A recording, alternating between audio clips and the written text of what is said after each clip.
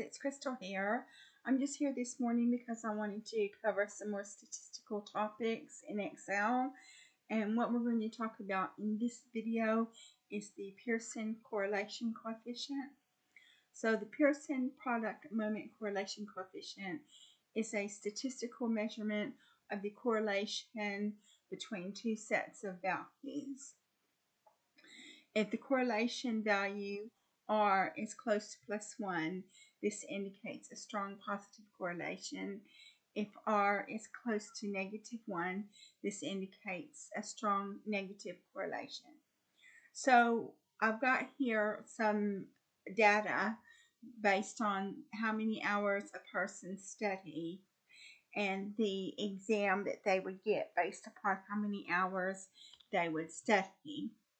So what we're going to do is R is your correlation coefficient, and we're going to use the correl function in Excel to carry out the correlation coefficient between A3 to A12 and B3 to B12.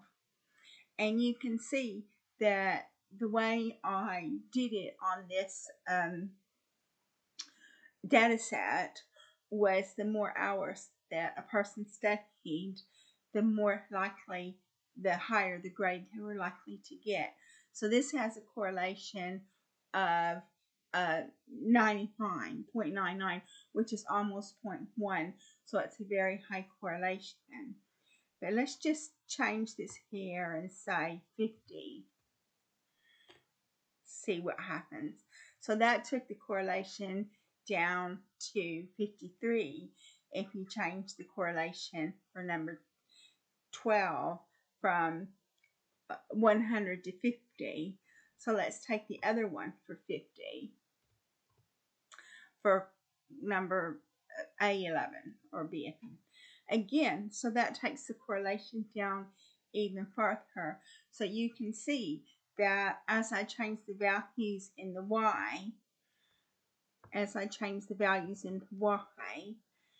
that it changes the correlation. So let's just say this is 95. So that gives us a correlation of 1.